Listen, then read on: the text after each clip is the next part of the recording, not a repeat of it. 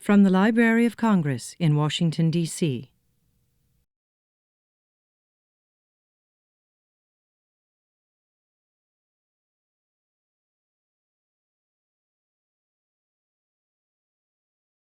Good afternoon, Your Excellency, Ambassador Dr. Samuel Assefa, Ambassador of Ethiopia to the United States, and Most Honorable Master Artist Afewerk Tekle. Ladies and gentlemen, I'm Dr. Peggy Pearlstein, head of the Hebraic section here in the African and Middle Eastern Division of the Library of Congress. I'm pleased to welcome you to our program today in the reading room of our division. Unfortunately, Dr. Mary Jane Deeb, Chief of the African and Middle Eastern Division, is sick and unable to be here today. Dr. Chris Murphy, head of the Near East section, is here today, and it's a wonderful surprise, and I'm happy to welcome Ms. Beverly Gray, who's sitting in the second row, who formerly was head of the African section and then chief of the African and Middle Eastern Division before her retirement several years ago. Following the presentation, there will be a reception directly behind us, either way, in the division's conference room. We want to thank the Embassy of Ethiopia for providing the Ethiopian cuisine today. We thank Ms. Hareg Meseret, owner and manager of Shea Hareg, who's providing the cookies today. And we also thank Etete Restaurant for providing wine. And we want to thank all of you who made donations to make the reception possible, especially on such short notice. Before I call on Fentahun Taruna, reference librarian, to introduce the guest speaker, I just need to read something to you. As you may have noticed, this event is being videotaped for subsequent broadcast on the library's website and other media. The audience is encouraged to offer comments and raise questions during the formal question and answer period. But please be advised that your voice and image may be recorded and later broadcast as part of this event. By participating in the question and answer period, you are consenting to the library's possible reproduction and transmission of your remarks. I'm very pleased to present to you Mr. Fentahun Taruna. Thank you, Peggy, very much. His Excellency Ambassador Dr. Samuel Assefa, Ambassador of Ethiopia to the US, the Most Honorable Master Artist World Laureate Afewerk Tekle, ladies and gentlemen. This is a special day for me because I'm able to see for the first time the legendary Ethiopian artist I have known through the media and books since my childhood. The name Afewerk Tekle is indeed a source of pride for most people of my age, as he has been consistently a source of inspiration, holding high the torch of excellence, integrity, love of work, and of country. And for this, there is no more evidence than his own life story that is not confined to his birth country, but is also told in several media worldwide to earn him the title of World Laureate in his profession. The following is a short but unfair introduction to his long biography. Born in Ankober, Ethiopia in 1932, Afewerk grew up under the Italian occupation during the Second World War. After liberation, in 1947, he traveled to England to study mining engineering. But because of his passion for the arts, he joined the Central School of Arts and Crafts in London. He was the first of African students to enter the Slade School of Art, where he studied painting, sculpture, and architecture. Upon his return to Ethiopia, Afewerk began to travel around the provinces of Ethiopia to learn and experience the arts and culture of his country, which he reflected in his paintings. In 1954, he held his first one-man show in Addis Ababa that gave him the funds to travel around Europe for 2 years, where he learned how to design and construct stained glass windows. He also made a special study on Ethiopian illustrated manuscripts in the British Library, the Bibliothèque Nationale in Paris, and the Vatican Library. In 1958, Afewerk designed the wonderful stained glass window in the African Hall that you see on the screen of the United Nations Economic Commission for Africa in Addis Ababa. The 3 windows cover an area of 150 square meters and represent the sorrow of Africa's past, the struggle of the present, and the hope for Africa's future. In 1964, Afewerk became the first laureate of the Haile Selassie First Prize for Fine Arts. As his reputation spread abroad, he was invited to put an exhibition in Moscow, following which he toured the Soviet Union giving lectures. He was also invited in the United States for a one-man exhibition in Washington and New York, and a similar lecture tour of American universities. Additional international exhibition followed in Senegal, Turkey, Zaire, the United Arab Republic, Bulgaria, Munich, Kenya, and Algeria. On September 1980, Afewerk gave an important one-man show in the USSR. This exhibition, the second appearance in the Soviet Union, was held at the Pushkin Museum in Moscow and Russia State Museum in Leningrad, and attracted a large number of art critics and art lovers from many parts of the country. He was awarded the highest order of Hero of Peace and Friendship and was recognized as the most significant and serious 20th century artist from the African continent. A year later, he was invited by the Federal German Republic at the IFA Gallery in Bonn, and to give a series of illustrated lectures on his work and his Ethiopian artistic heritage at Cologne, Hamburg, Berlin, Munich, and Frankfurt. In 1981, his famous work, his self-portrait, was the first from the African continent to be honored for inclusion in the permanent collection of the Uffizi Museum in Florence, Italy. In 1997, he attended the Biennale of Aquitaine, France, where he exhibited 2 works, The Chalice and the Cross in the Life of African People and The Sun of Senegal. He won the first prize, with the second, third, and fourth going to competitors from Japan, France, and Mexico, respectively. He was also nominated laureate of the Biennale, an honor that carried with the grand cordon with easel of gold and membership of the French International Academy of Arts. In 2000, he was one of the few chosen as World Laureate of the American Biographical Institute at the 27th International Congress Millennium on the Arts and Communication in Washington, D.C. And recently, on June the 3rd of this year, Afewerk became a recipient of the International Biographical Center's Lifetime Greatness Achievement Award from the World Forum Federation. He's been appointed as the Secretary General of the United Cultural Convention with full honors, headquarters in the United States of America. With this, I now call upon the most honorable Master Artist, World Laureate, Afewerk Tekle.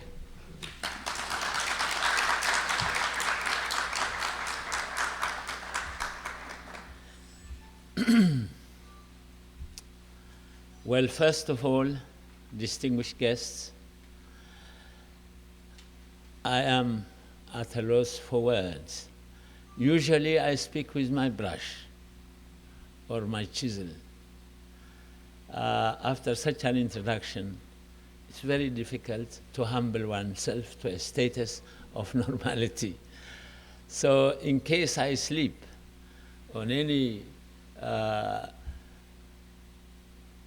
uncivilized words, you will forgive me for it.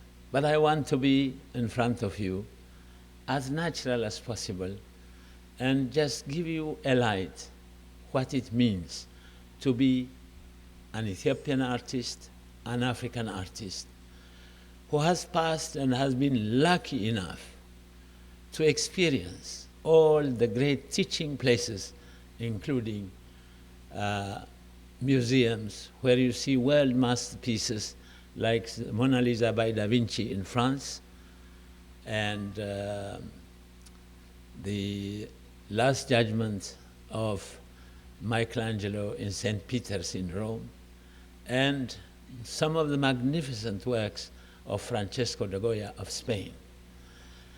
Having passed through all this, thanks to a scholarship known as the Prix de Rome, it was the last important scholarship I won in England at the Slade, which is part of the University of London, that gave you a chance to travel after your studies for 3 to 6 months in France, in Germany, in Italy, in Spain and Portugal. So I benefited by all these experiences, feeling so ambitious to go back to my country, begin a school of thought, a school of creativity, where, lucky enough to have been born from Ethiopia, which is next to Egypt, almost 5,000 years of existence and contributing to the world with her heritage, to suddenly appear in that scene and say to yourself, with all the advantage of learning, all the advantage of the great professors that I have had, that now, what am I going to contribute? Am I going to become just a typical local artist, copying what the Europeans at that time, tourists, required, a copy of the old works? Or am I going to create something based on my own tradition, on African tradition, and also on world art heritage tradition? These were the big questions that confronted me when I reached my homeland. I could have, of course, with the advice of many students that I have been with, they say, what are you going to do in Africa? It is such a dark continent. They have no time for art. Their life is very difficult. Their ordinary existence is very difficult. Why don't you stay in Paris? Why don't you stay in London? Why don't you go to New York, where you will be able to create peacefully, tranquilly, instead of thinking of your everyday life?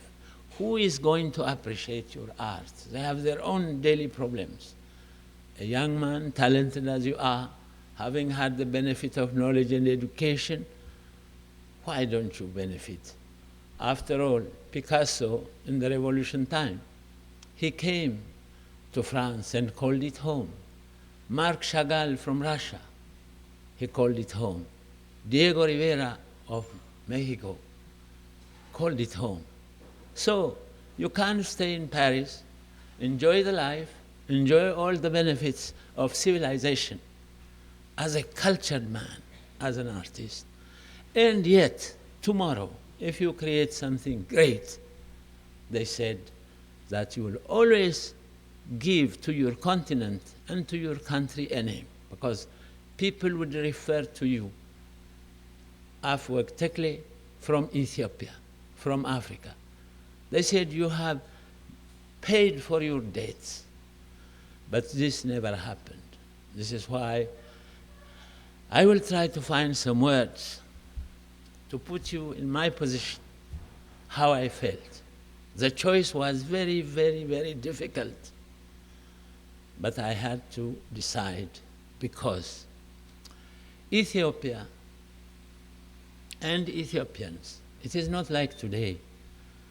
They never wanted to travel into any other land. They never wanted to conquer other places. But their integrity and their pride, if anybody dare touch it, they will not be sleeping with their spears and shields while somebody else took their country and their possession and their history. They fought for it. This only happened once in the history of Ethiopia.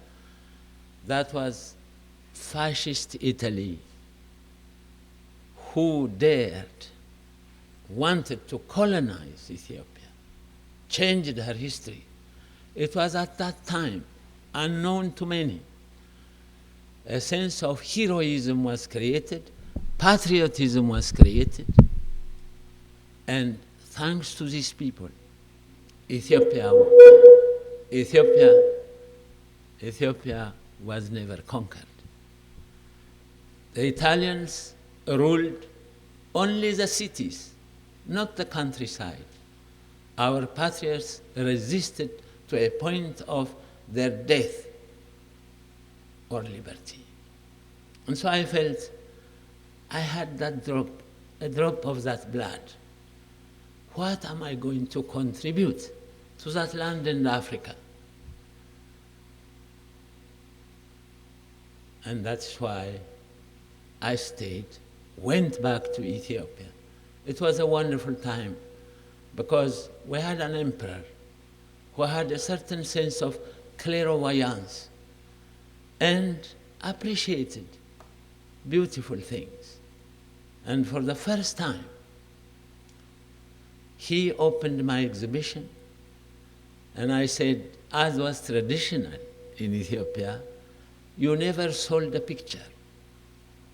You gave to someone, and that somebody gave you money or a bullock or land. But it was considered a kind of shamefulness to say, you pay me for my painting or for my sculpture.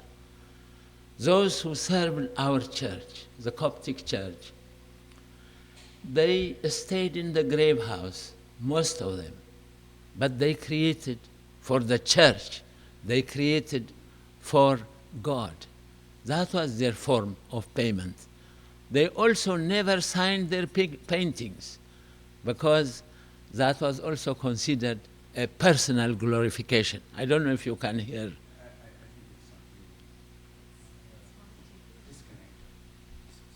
I didn't touch anything.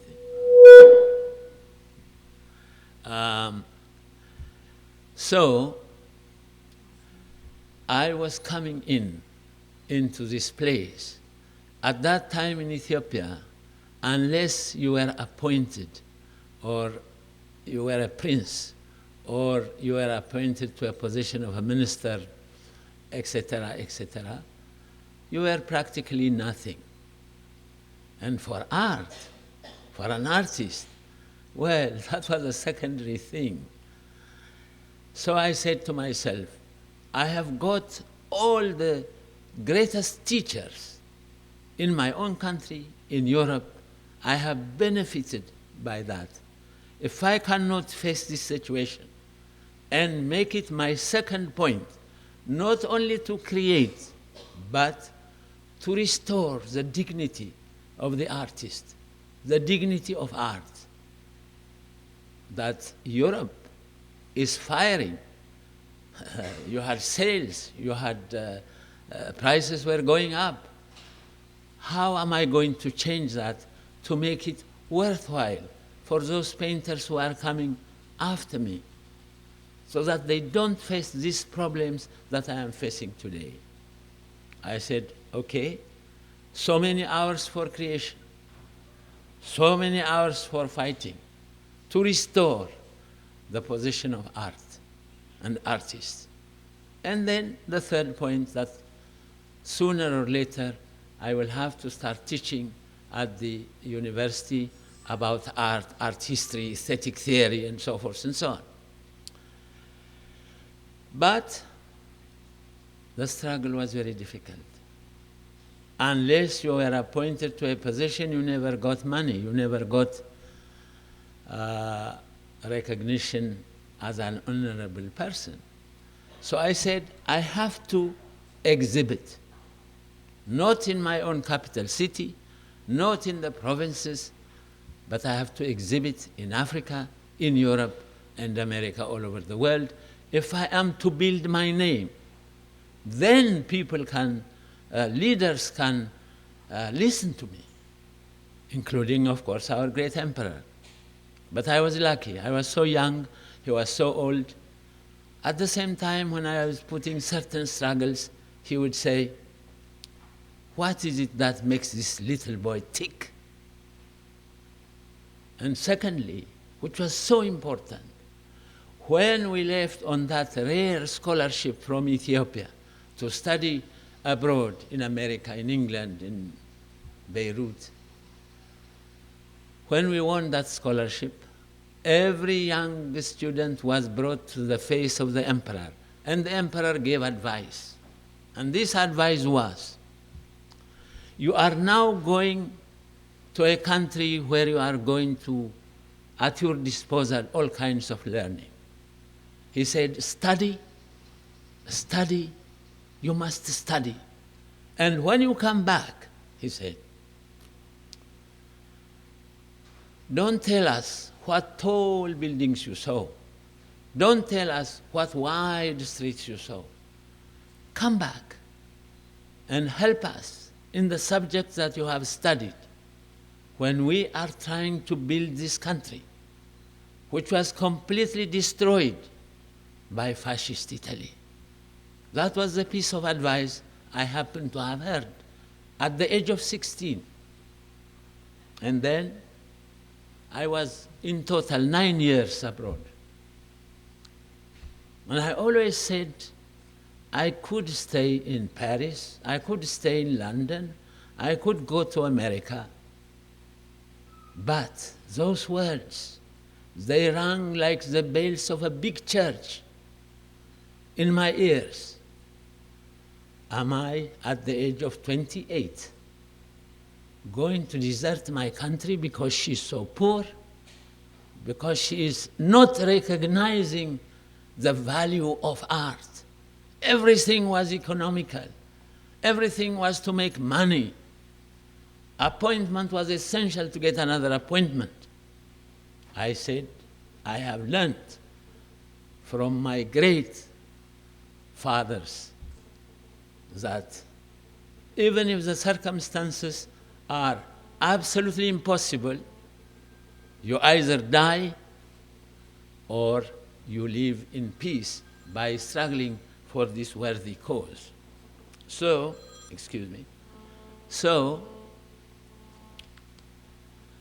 I said, I will try it for 1 year. And in my first exhibition, where all the dignitaries were invited, where everybody thought this young artist, what is it all about him? And the emperor was opening my exhibition. And the Minister of Education at that time, there was no Minister of Culture, he said to me, I have to give a painting to the emperor and make this speech. It was a written speech. When I read it, for me, it was a disaster. It meant nothing. It was as soft as the softest speech you can imagine. I was ready for the battle to bring out the great cultural heritage which Ethiopia possessed in modern terms.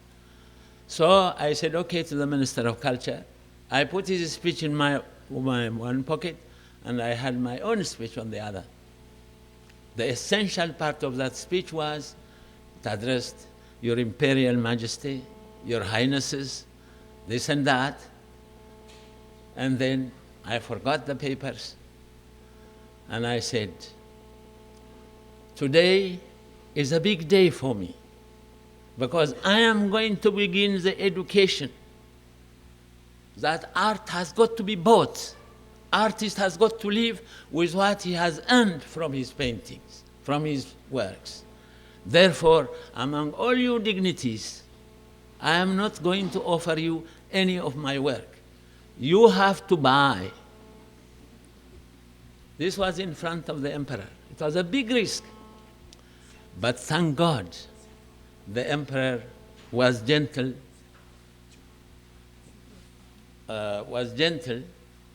and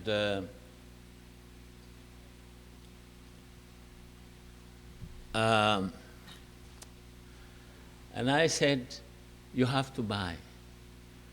Then, as we moved around, the emperor was graceful enough to say, I want this. It was a portrait of a priest blessing, which has nothing to do with the royal family. I said, success number one. Number two, he chose a painting of a peasant woman carrying wood on her back. I was thrilled inside. And then all the dignitaries, 7 of them bought my paintings. They went home, and after 2 weeks I was supposed to come back to Europe for my Prix de Rome scholarship, the one I mentioned earlier. So the risk was very little. However, the emperor, the next day, I was staying in a hotel called Tekle Hotel, with the money in cash sent by one of the officers of the palace. The emperor paid, I remember, 900 birr, which is really less than $100, as it were.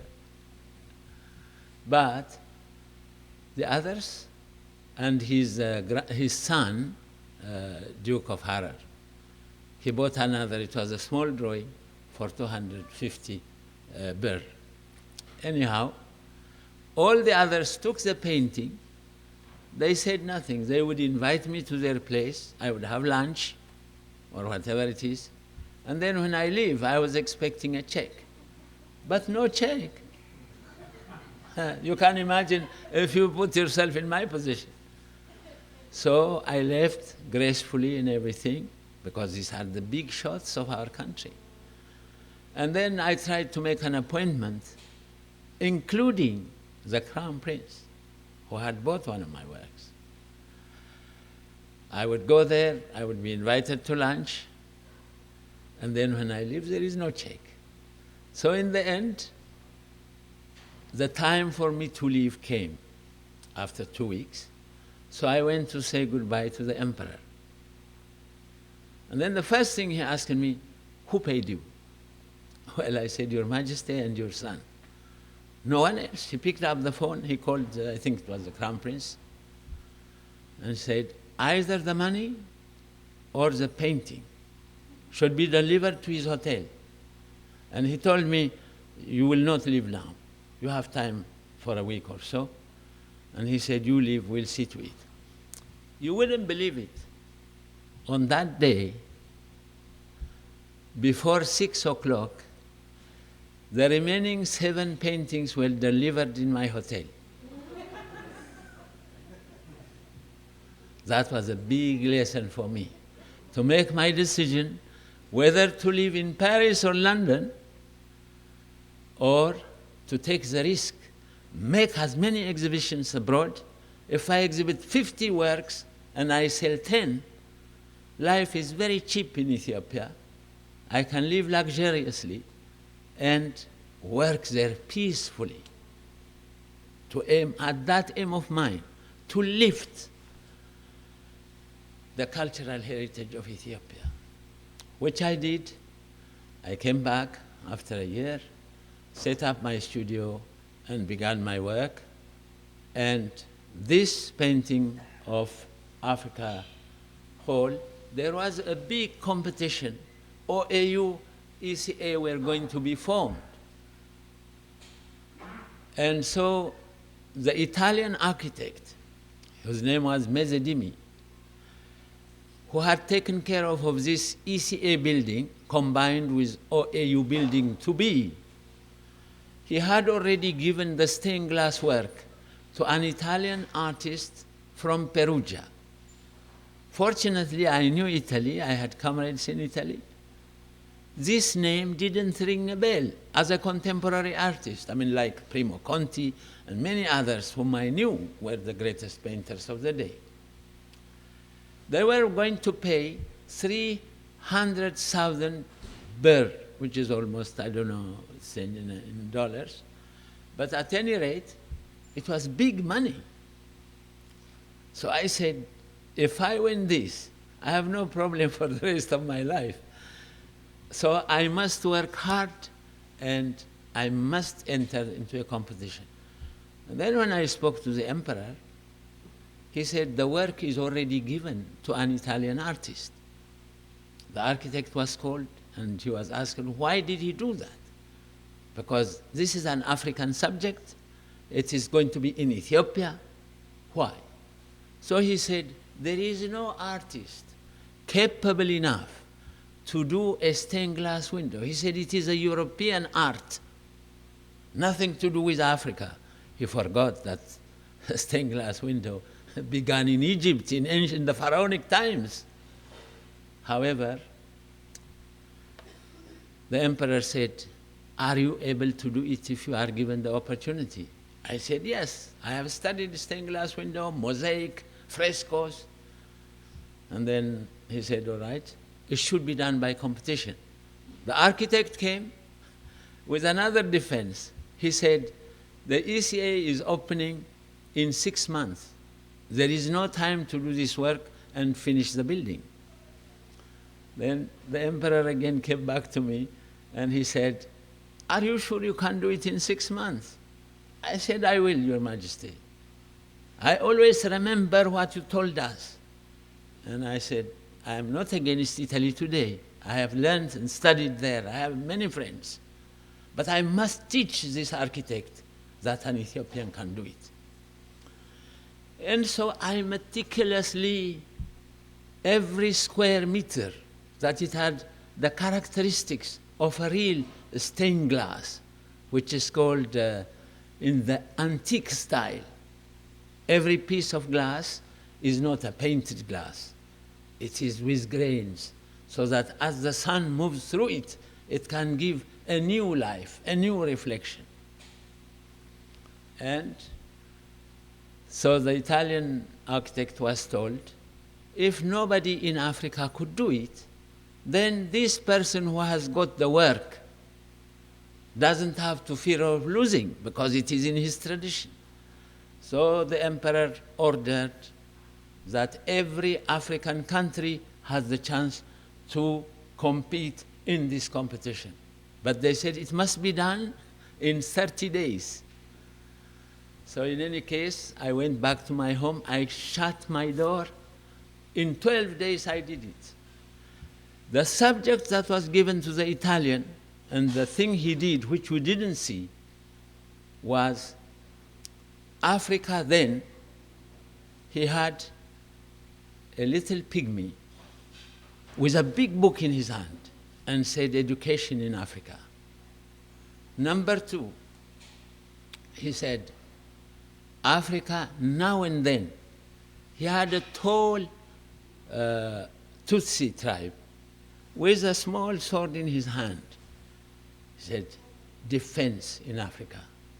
And then the central window, he had all the types of Africans, but there, right in the middle was a sphinx coming out.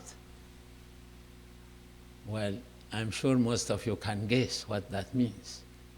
That the only thing to remember was the sphinx of Egypt. Otherwise, it was a colony. So to avenge myself, I closed myself in there and I said, the first part should be Africa then, with the slavery, with the devil dancing, with the gloomy color of black and red. And then the second part, Africa now, Africa then and now, when Africa begins to look with the map of Africa, some of the Africans that are already free, they are looking straight at you in the stained glass window. But the others who are still in the colonies, they are hiding themselves. And then this big devilish bird is flying away, symbol of colonialism. And the African is throwing them out. And then the central, these two windows are covered with a chain, unbroken chain. In the central part, it is surrounded, and the chain is replaced by those countries which were already free. Around it, you see the different flags. And in the center, you have this Ethiopian and his wife, who is pregnant, and a little child holding the torch of the rising sun, of the new dawn, of the new day. And behind him are the different African nations which are already free in their national costumes. And then you have one, a knight in armor with the United Nations flag on his chest, which represents that all those who are becoming free and independent have the right to enter the United Nations. And then finally, all these things came from about 30 countries. They were shown, and mine was declared a winner by of the 17 judges, by the 14 judges, including this work from Perugia, which he has already done, this artist. And then, you can imagine what happened to me. I was very happy, and then we were called in front of the emperor, and I was declared the winner. It had fulfilled all the qualifications of a stained glass art. Now, the second problem, unexpected problem, was people, ministers, who thought I was already this little boy who is so arrogant and so much taken notice of without any kind of appointment in the government, was having this name and this kind of thing already beginning. So they went and told the emperor, you see, this boy should know who is ruling Ethiopia. Instead, he has put in the center the ordinary Ethiopian family. The man you see there, the woman you see there, and the little boy, they are not the image, the imperial image of the imperial family. So they suggested to him that the face of the central man should be the portrait of the emperor, and the wife should be the empress, and the little boy, the Duke of Harar. Now, as an artist, you can imagine that only will exist as long as the emperor is king. But the day he is removed, and revolutions are everywhere, that painting, that stained glass window was gone. So I was called to change this into that image. Not by the emperor, by his Minister of Interior. I said, oh my God, how I have forgotten to put the emperor there. I will do it. I will be very happy to do it. So give me time. I knew that the whole thing to see, you have to have the whole image in stained glass window. And the head only of this peasant man was already 1 square meter. Until I have finished the work in stained glass window, nobody will see it, who is who in that painting. So I continued my work in Ethiopia. Then I came to the south of France. I did it in Saint-Étienne, where I was an apprentice for a while in my educational days. And then when it was finished, almost finished, the emperor visits South America. And there was a coup in Ethiopia. And then all the French press, when I started this work, were talking about it. They said, no, the emperor is gone. What are you going to do with your portrait, with your stained glass window? I said, I will continue my work. Politics, I am a juvenile delinquent in politics. I know nothing about politics. So I will continue my work. Continued. The emperor came back. He shot, he hung some of these people. And then when I went back with my stained glass window, I said, I want the whole place closed and a policeman to be there, because this Italian may destroy it because his work was not there. So immediately, presto, there was a police, nobody, I said, nobody, including the Minister of Public Works. And then just before the opening day, which was in 15 days' time, nobody came to that place. And then on the day, just 3 days before that the ECA was going to open, the emperor came in the afternoon, and that was the day when the dignitaries, everybody entered, and I explained to the emperor, this was this, that was that, and my hands were already a little bit butchered by the glass. And then he listened so quietly. I explained to him, you know, what it means, this, that, and as the light moves behind from morning to evening, it was like the symphonic music of Beethoven Symphony No. 9 with the chorus. This stained glass was talking. After I finished, he said, may God bless your hand. He said, this is priceless, he said, because mind you, I was not paid.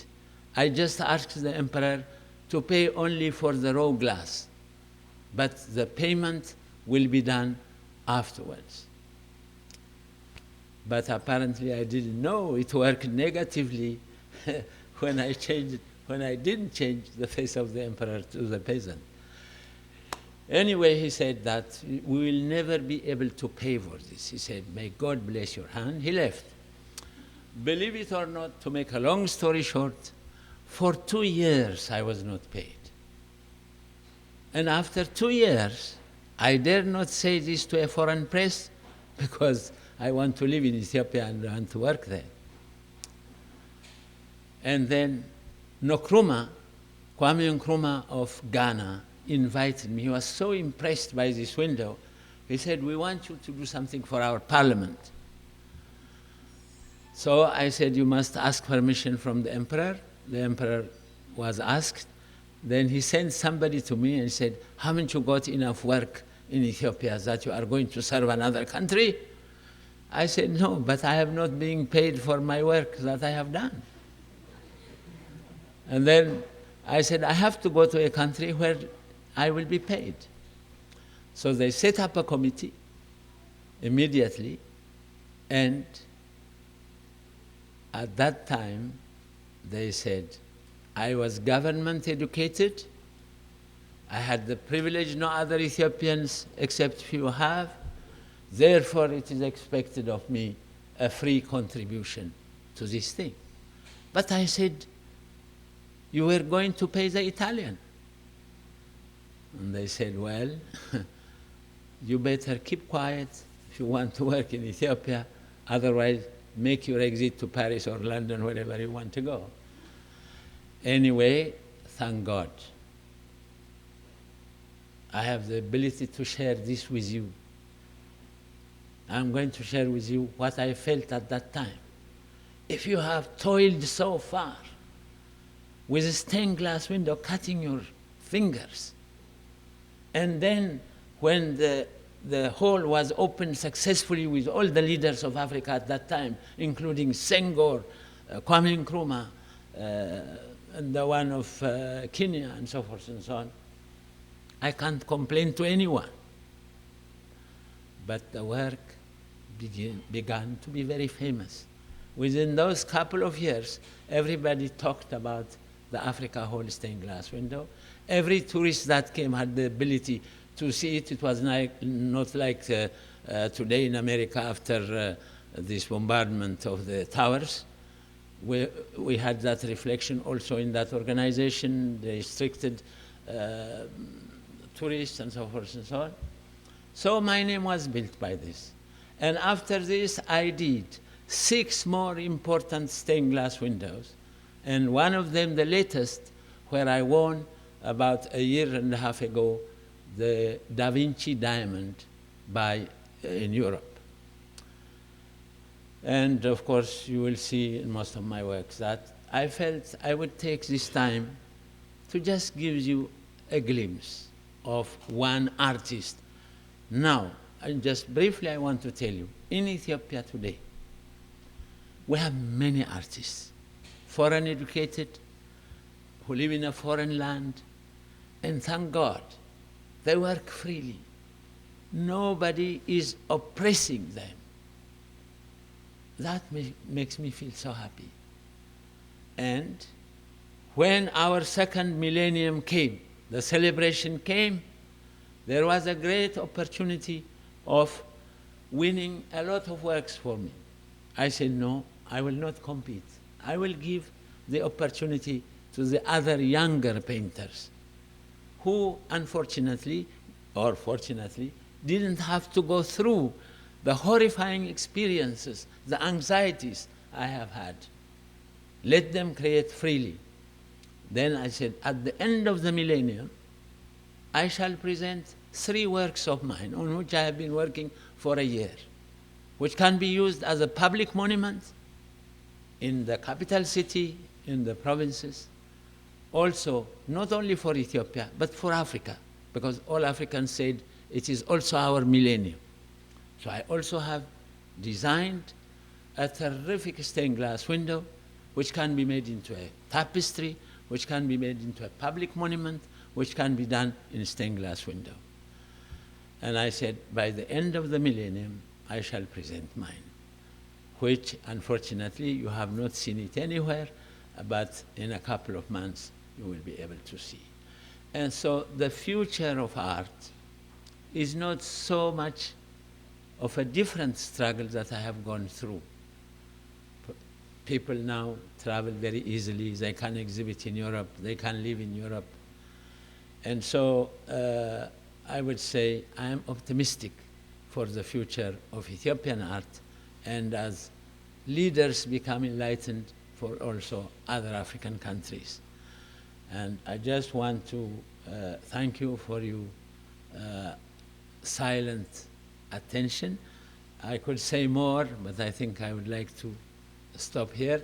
And if you have any questions, and if we have time for any questions, I will be willing to answer it. But please keep out of politics, because I am going back and I am not really very useful on that subject. Thank you.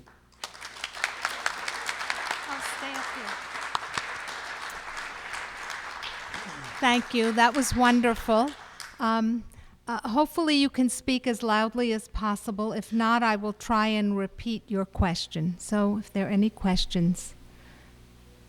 Yes. It is not a difficult question to answer because I have lived through it. But it may be a very difficult thing for the other artists to follow. In art, you have to have a total commitment. No other roads. You have to feel convinced that you have a message, not only for one generation, but for many generations to come. To reach that position, as I have said, you have to study and study. And those who live in America, you have this fantastic library. You have the British Museum. You have the Vatican Library. Many galleries, many museums. Then you have the strength. If you want to live in Ethiopia and create, there are so many obstacles, have been many obstacles. During the emperor's time, during the Derg time, and there are also difficulties in our time. First, you have to commit yourself, not to be a money worshipper. Have enough. But the mission is so powerful, especially if you are born an Ethiopian. We have a stock of heritage. You have to fight the other battles and bring it to the world, and bring it not just a little Ethiopia, but make it part of the world, for the world to appreciate it. Okay, buying, I don't blame Ethiopians for not buying. They have difficulty of their, we are now beginning to be known as the poorest country in Africa, despite all the efforts we are making. But that shouldn't touch artists. Artists are with great feelings. For example, when the Derg came and they killed 60 of our leaders, it was a shocking moment. And you know, the French ambassador, the British ambassador, and the Russian ambassador, at different times they came to me. And they said, look, we will organize an exhibition for you. Take your best works, and we will make you fly in within a week. But I said, why? I said, you know, these people are not choosing people. They will come, your turn will come. I said, what is it to you? He said, you know, you Ethiopians always think that ambassadors and so forth and so on only are interested in political things. He said, it's our interest to save chaps like you. You are a world citizen. Then he said, you come to Paris, you stay. When the thing is calmed down, you will go back to your country. But I said, I can't. I can't fight with my conscience. I have not ruled a country. I was never a minister. I was never an ambassador. For me, as a great inheritor of the Ethiopic heroic people, how many have died in the Battle of Adwa before Ethiopia won? They thought this was the end of the day. So they went in, fought until they died. I am an inheritor, a little drop of that blood is within me. I cannot leave Ethiopia at this moment. When am I going to stay in Ethiopia when it is only happy times? Am I going to stay in Ethiopia when everything is fine? I am an artist. A politician may have to do that, or something may have to do that. But as an artist, I am trying to learn how the real Ethiopians are. And this is a moment for me to gather knowledge. What does the Ethiopian do when he is in distress? What is he going to do with the idea of fear? I am now 36, I said to the Frenchman particularly, who was very articulate. I am now 36. I have in more than 60 countries, though in private collections, my work. It means that I have done most of my work for my age. But I said, if you take a painter like Raphael, who lived more than 400 years ago in company of Da Vinci and Michelangelo, he died a natural death at the age of 28. Still today, if you go to Italy anywhere, the work of Raphael is appreciated. Of course, what he could have done if he had lived the age of Michelangelo and Da Vinci, it's the same applies to me. So far, I only know the history of Ethiopians, but I haven't lived it consciously. I told the French, it's a great moment for me, because I will see the natural reaction of the Ethiopian when he faces danger. When he faces danger where he cannot do anything, will we have that great Ethiopians that are past like Theodros, like Ezana, like Caleb? It is like taking away the table from which I was eating. I said, I want to know if I possess a little blood of that within my blood. So the French left. I did the same to the English. And then when the Russian came, I said, now we are a communist. You also have fear. Why? He said, you have your work in Pushkin Museum, in Leningrad. This is getting out of our control. Really, we will invite you to go there, make an exhibition, take your important works. We will even buy some of your works. I said, you too? Why? As an artist, I will not be able to step in Ethiopia again. If I have left her in her moment of crisis, I am no more Ethiopian for me. Because I have not ruled this country. I have not made a decision to kill somebody. And I want to study my own people. Are we really the people who feel so proud that we have been independent forever? Do I have that spirit in me? And then, they left. And after 9 years of the revolutionary government, this ambassador who came to my house, he was appointed ambassador from France to Japan.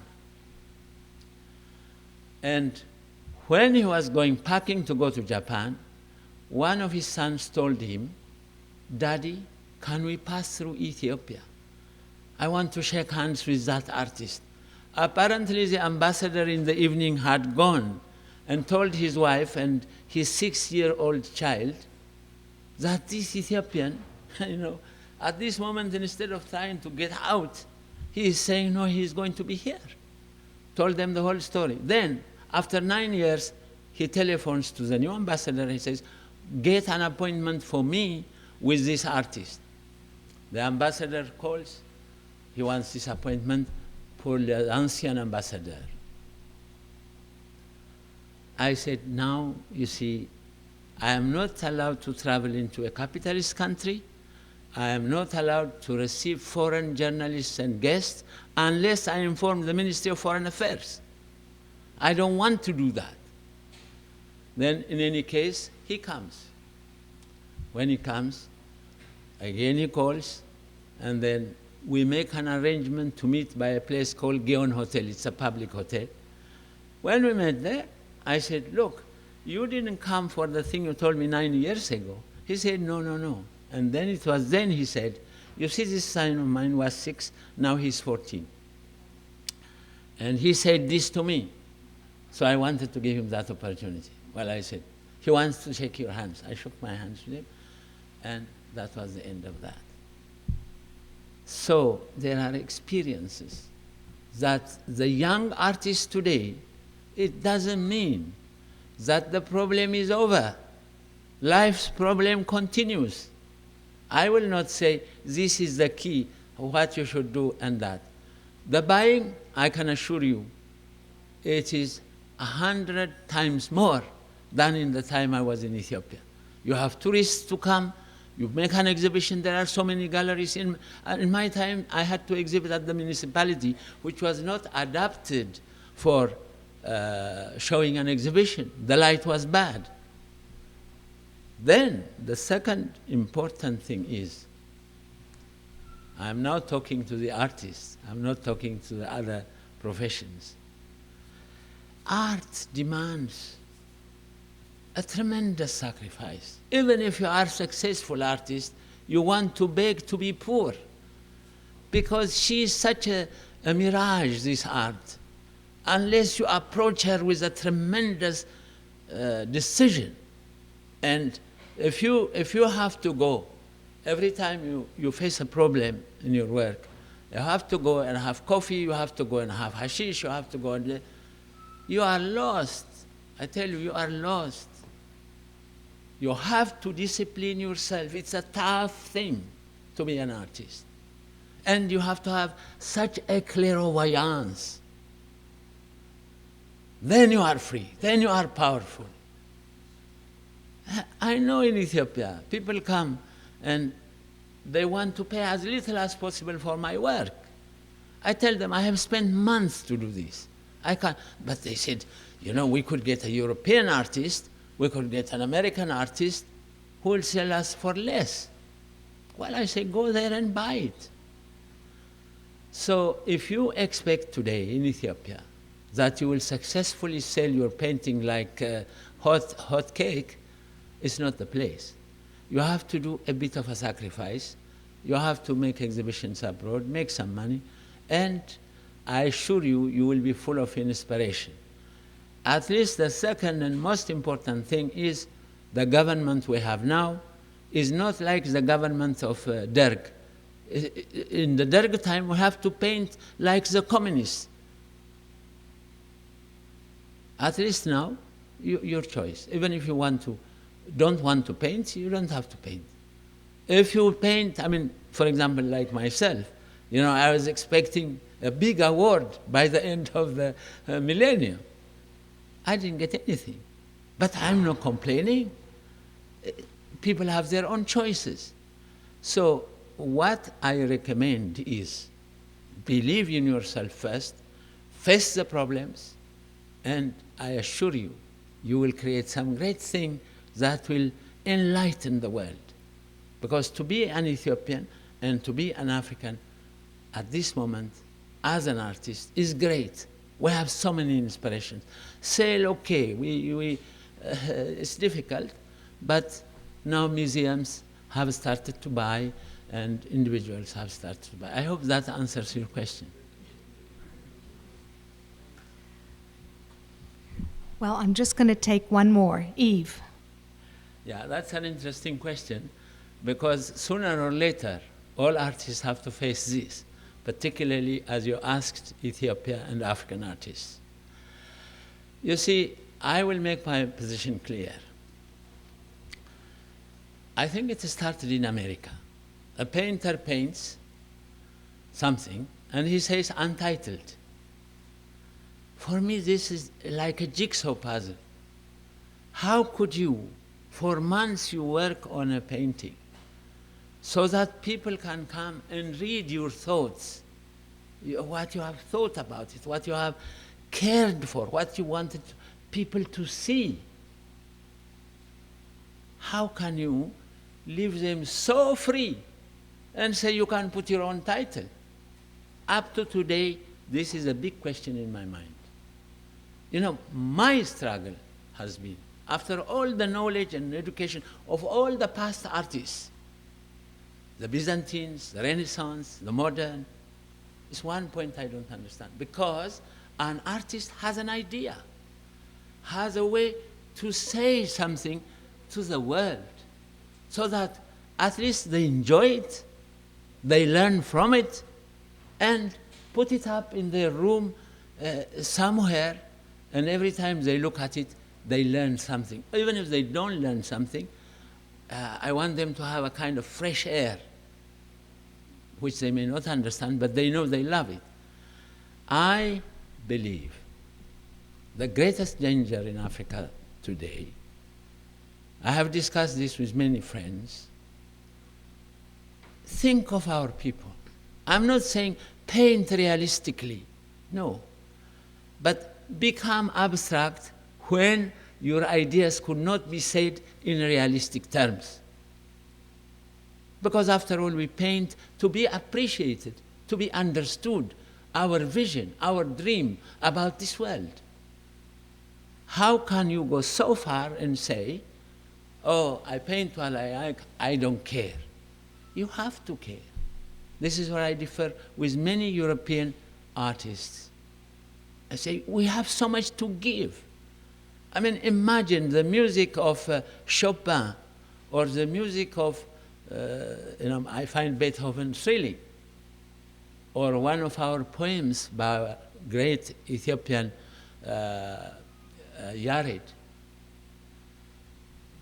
You have to have the elements that can pull the mind of people and guide them through that garden. Therefore, it is my always big argument with contemporary artists, you must share your ideas. In order to do that, it doesn't mean you have to be photographic. But in trying to say what you want to say, your painting becomes abstract. If you see any of my paintings, though it looks abstract, as you sit down, have music, and look at it for a long time, you discover things which I have tried to hide. For example, I have done a number of paintings during the revolution. I dare not show it. So how is it that I can pass? Well, it is veiled in this sort of abstract thing. Though I can paint, I'm the fellow who have studied all the great abstract artists. So my view is that African and Ethiopian artists have got to give so much to their own people first, and then to the world at large. I'm not saying stick to your corner and don't come out. Come out, but come out realistically and face it. create your own language. I hope that answers the question.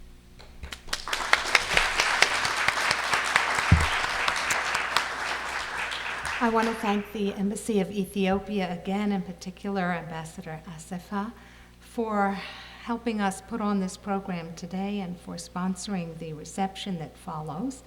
I just want to say that you can go to the reception on either side of our colonnade here, and I'm sure you will enjoy the lunch today. But just a reminder that there is no food and no drink here in our reading room, so you'll have to stay in the back. And we look forward to talking to you personally. Thank you all for coming. This has been a presentation of the Library of Congress. Visit us at loc.gov.